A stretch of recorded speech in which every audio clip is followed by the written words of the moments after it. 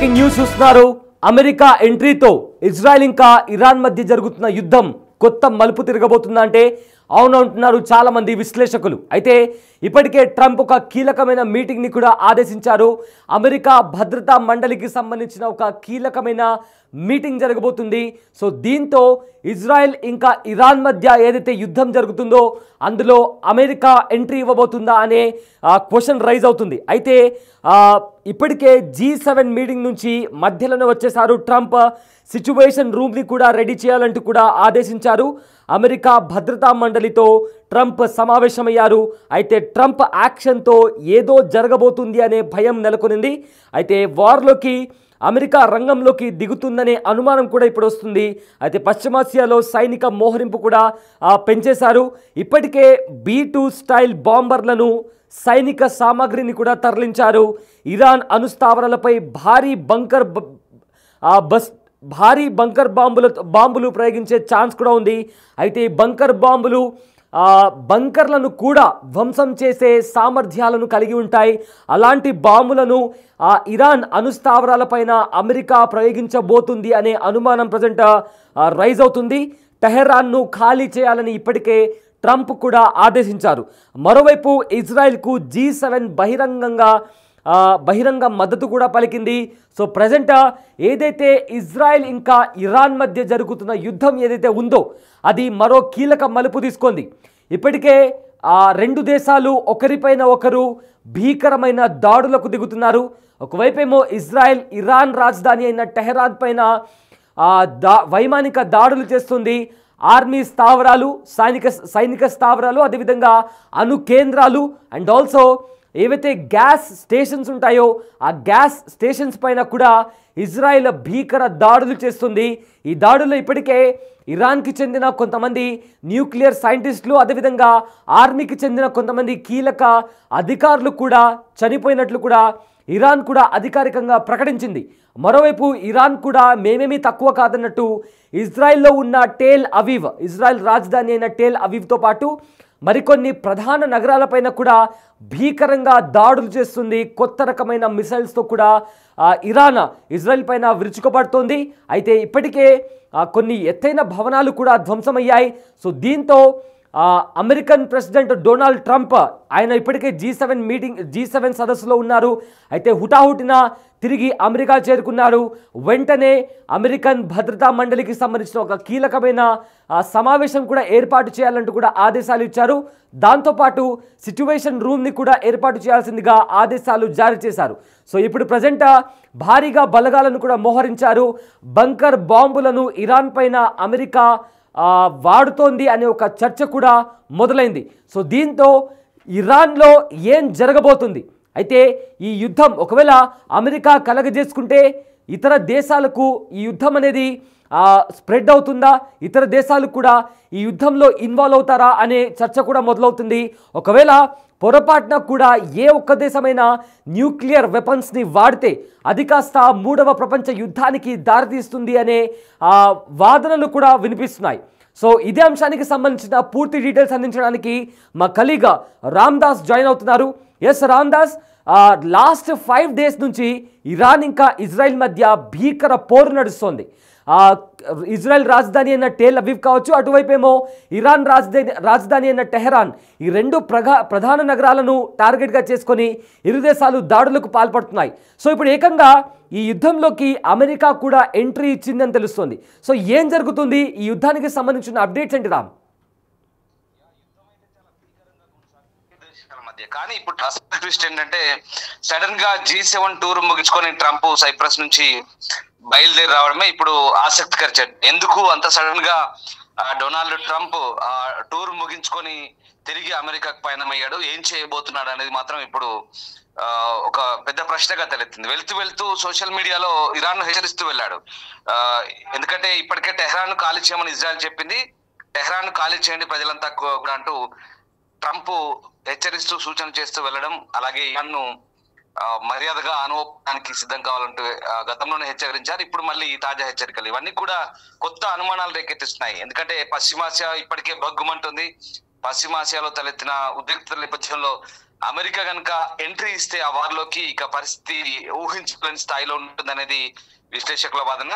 చాలా భయంకరమైన పరిస్థితులు సిచ్యువేషన్ చోటు చేసుకునే అవకాశం చాలా క్లియర్ గా కనిపిస్తుంది. ఎందుకంటే ఇజ్రాయెల్ ఇరాన్ మధ్య యుద్ధం మరింత తీవ్రమైన ఈ సమయంలో అమెరికా అధ్యక్షుడు ట్రంప్ తన కెనడా పర్యటన అర్ధాంతరంగా ముగించుకొని అమెరికా బయలుదేరి వెళ్లారు. G7 శిఖర సదస్సులో ఇవాళ కూడా ట్రంప్ యాక్చువల్ గా కెనడాలో ఉండాల్సిన పరిస్థితి, పర్యటించాల్సింది. కానీ కెనడా నుంచి ఇరాన్ కు కీలకమైన హెచ్చరికలు జారీ చేశారు. తక్షణమే తెహ్రాన్ అంతా ఖాళీ చేయాలంటూ సామాజిక మాధ్యమంలో పోస్ట్ చేశారు. మొదట ఇజ్రాయెల్ ఇరాన్ యుద్ధంపై స్పందించేందుకు ఆయన నిరాకరించినప్పటికీ తర్వాత కొద్దిసేపటికి సామాజిక మాధ్యమంలో ఆయన సోషల్ మీడియాలో ఇరాన్ కు గట్టి హెచ్చరికలు జారీ చేస్తూ వెళ్తూ అమెరికాకు వెళ్తూ చాలా సీరియస్ వార్నింగ్స్ ఇచ్చారు ఇరాన్ కి. ఇరాన్ సుప్రీం లీడర్ ఖమేనీ హతమైతేనే యుద్ధం ఆగుతుందంటూ ఇజ్రాయెల్ ప్రధాని నెతన్యాహు కామెంట్ చేసిన నేపథ్యంలో ట్రంప్ హడావుడిగా అమెరికా వెళ్లడం అయితే ప్రాధాన్యత సంతరించుకుంది.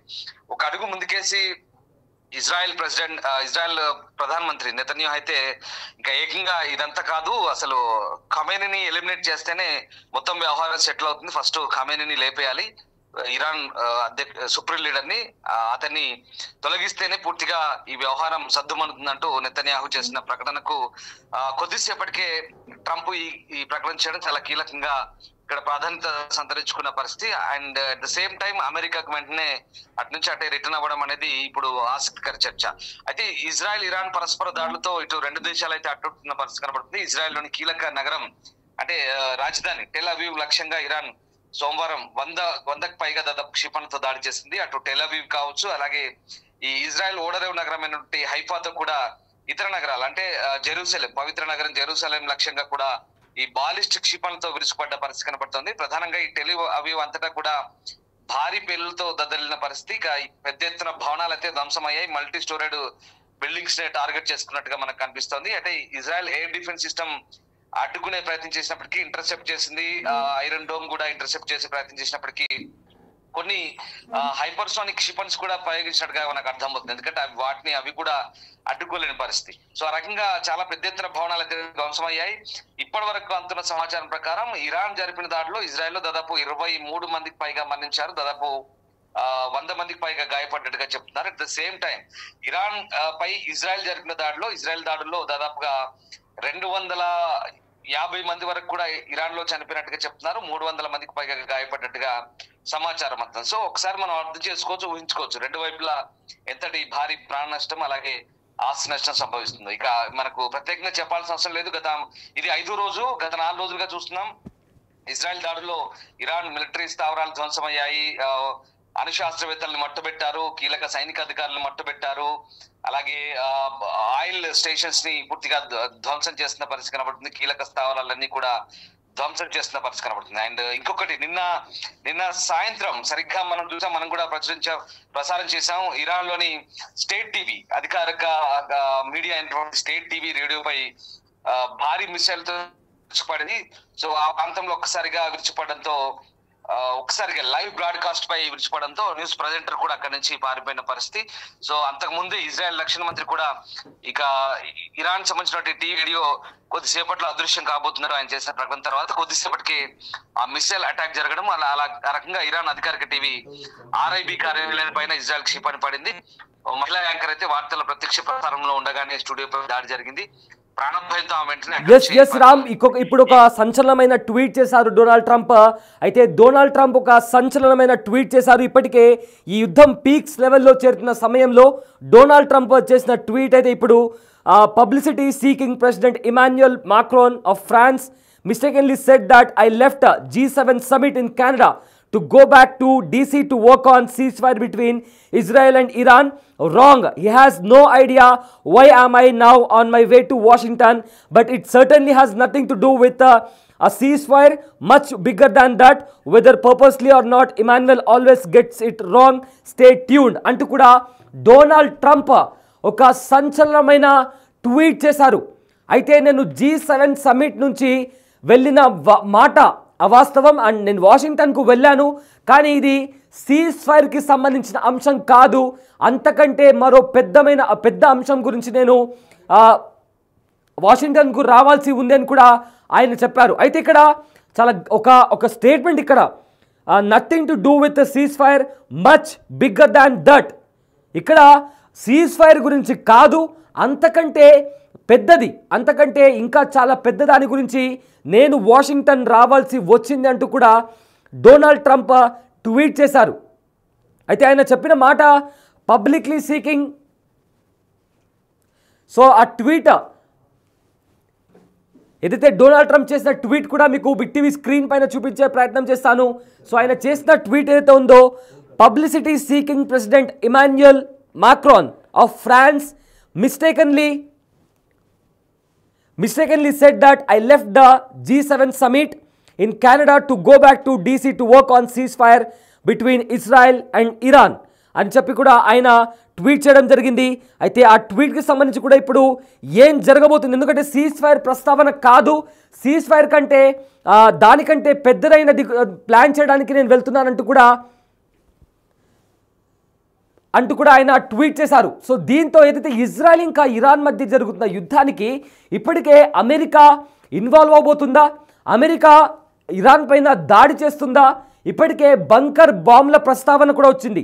ఈ బంకర్ బాంబులు ఏవైతే ఉన్నాయో అవి న్యూక్లియర్ పవర్ పాయింట్లో ఉన్న బంకర్లను కూడా ధ్వంసం చేయగల శక్తి సామర్థ్యాలు ఆ బంకర్ బాంబుల పైన ఉంటాయి. ఎస్, బిగ్ టీవీ స్క్రీన్ పైన ట్రంప్ చేసిన సంచలనమైన ట్వీట్ మీరు చూస్తున్నారు. Publicity seeking President Emmanuel of France mistakenly said that I left the G7 summit in Canada to go back to DC to work on ceasefire between Israel and Iran. Wrong. He has no idea why I am now on my way to Washington, but it certainly has nothing to do with ceasefire, but much bigger than that. Whether purposely or not, Emmanuel always get it wrong. Stay tuned అంటూ కూడా ఆయన tweet చేశారు. అయితే ఆయన ట్వీట్లో ఒక line ముఖ్యంగా, but it certainly has nothing to do with cease fire, much bigger than that. అంటే cease fire కంటే చాలా పెద్దది, ఊహించనిది, ఎవరు కూడా అనుకోని పరిణామం చోటు చేసుకోబోతుంది అంటూ కూడా ట్రంప్ ఈ ట్వీట్ చేశారు. అయితే ఈ ట్వీట్ వెనుక కొన్ని సంచలనమైన నిజాలు కూడా దాగి ఉండే అవకాశం కూడా ఉంది. ఎందుకంటే ఇప్పటికే టెహరాన్ను ఖాళీ చేయమని చెప్పి కూడా ట్రంప్ తీవ్రమైన హెచ్చరికలు జారీ చేశారు.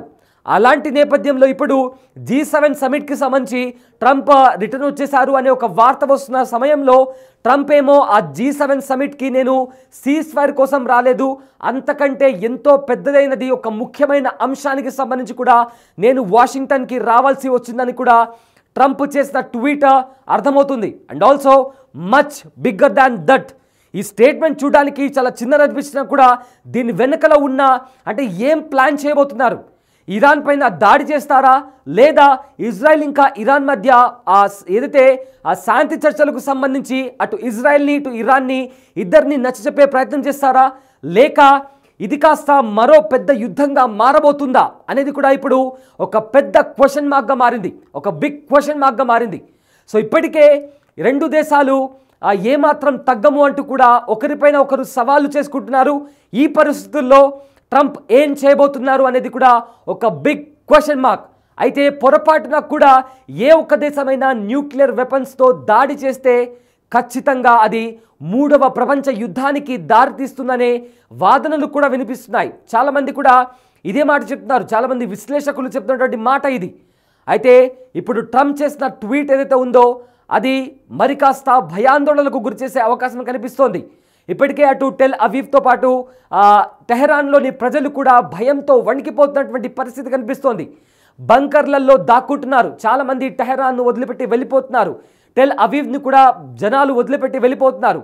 భయానకమైన దృశ్యాలు రెండు దేశాల్లో కనిపిస్తున్నాయి. సో ఇప్పుడు సీజ్ ఫైర్ కాదు, అంతకంటే పెద్దది. అంటే ఏంటి, దాడి జరుగుతుందా? ఒకవేళ ఇరాన్ ఏమైనా అమెరికా పైన దాడి చేయడానికి సిద్ధమవుతుందా? ఒకవేళ అదే జరిగితే ఆల్రెడీ అమెరికా హెచ్చరించింది. గతంలో కన్నీ విని ఎరుగని రీతిలో ఇరాన్ పైన విరుచుకుపడతామంటూ కూడా ట్రంప్ వార్నింగ్ ఇచ్చారు. అండ్ ఆల్సో ఇజ్రాయెల్తో ఇరాన్కి జరుగుతున్న యుద్ధంలో మాకు ఎలాంటి సంబంధం లేదు అంటూ కూడా ట్రంప్ చెప్పారు. అయినప్పటికీ కూడా ఎవరైనా ఇజ్రాయెల్కు మద్దతుగా నిలిస్తే వాళ్ళ సైనిక స్థావరాలపైన కూడా దాడి చేస్తామంటూ కూడా ఇరాన్ హెచ్చరించింది. సో ఇవన్నీ కూడా చాలా గందరగోళమైన పరిస్థితులు కనిపిస్తున్నాయి. నిన్న ఇరాన్లో ఉన్న ఒక ప్రభుత్వానికి సంబంధించిన మీడియా ఛానల్ పైన కూడా ఒక బాంబు దాడి జరిగింది. దానికి సంబంధించిన విజువల్ కూడా మనం బిగ్ టీవీ స్క్రీన్ పైన చూసాం. ఏ రకంగా యాంకర్ ఉలిక్కి పడిందో కూడా మనం చాలా స్పష్టంగా చూసాం. సో ఇప్పుడు ట్రంప్ తీసుకుంటున్న నిర్ణయాలు, ట్రంప్ తీసుకోబోతున్న నిర్ణయాలు, ఆ ట్రంప్ వేయబోయే అడుగు ఎలా ఉండబోతుంది అనేది కూడా ఒక సెన్సేషన్గా మారింది. చాలా గందరగోళమైన పరిస్థితులు అక్కడ కనిపిస్తున్నాయి. సో చూడాలి మరి ఏం జరగబోతుంది అనేది కూడా సర్వత్రా ఇది ఒక చర్చనీయాంశమైంది. ఒకవేళ మూడవ ప్రపంచ యుద్ధమే జరిగితే వినాశనం జరుగుతోంది ప్రతి దేశంలో కూడా. అంటే వన్స్ అది స్టార్ట్ అయిన తర్వాత ఆ పరిణామాలు అనేవి ఎంత దారుణంగా ఉంటాయో, గతంలో కూడా మొదటి ప్రపంచ యుద్ధం, ఆ తర్వాత రెండవ ప్రపంచ యుద్ధం తర్వాత కూడా చాలా స్పష్టంగా పరిణామాలు ఇప్పటికీ కూడా కొన్ని దేశాలు వాటి చేదు జ్ఞాపకాలను కూడా నెమరు వేసుకునే పరిస్థితి ఉంది. సో ఇప్పుడు ఒకవేళ అణుబాంబులు ప్రజెంట్ చాలా కంట్రీస్లో కూడా ప్రతి దేశం వాళ్ళకు అనుగుణంగా అణుబాంబులను తయారు చేసి పెట్టుకున్నాయి, న్యూక్లియర్ వెపన్స్ను తయారు చేసి పెట్టుకున్నాయి. సో ఒకవేళ అలాంటి యుద్ధమే జరిగితే ప్రపంచం మొత్తం అంతమైపోతుందా? ఎందుకంటే ప్రతి దేశం న్యూక్లియర్ వెపన్స్ని రెడీ చేసి సిద్ధంగా చేసి పెట్టుకుంది. సో ఒకవేళ మూడవ ప్రపంచ యుద్ధమే జరిగితే ఏం జరుగుతుంది? ప్రపంచం మొత్తం సర్వనాశనం అయిపోతుంది అంటూ కూడా ఇప్పటికే చాలామంది నిపుణులు చెప్తున్నారు. అందుకే మూడవ ప్రపంచ యుద్ధం జరగకుండా ఉండాలి అంటే ఏవైతే దేశాలు ప్రజెంట్ ఇరాన్ కావచ్చు, ఇజ్రాయెల్, రష్యా, ఉక్రెయిన్ ఏవైతే యుద్ధానికి దిగుతున్నాయో వాళ్ళు శాంతి మార్గంతో, శాంతి చర్చలతో ఈ యుద్ధానికి ముగింపు పలకాలని కూడా ఇప్పటికే చాలామంది ఎక్స్పర్ట్స్, అదేవిధంగా ఐక్యరాజ్య సమితి కూడా కోరుతుంది. సో ట్రంప్ తీసుకున్న ఈ అతిపెద్ద నిర్ణయం ఏంటి అనేది కూడా ఇప్పుడు అతిపెద్ద సస్పెన్స్గా మారింది.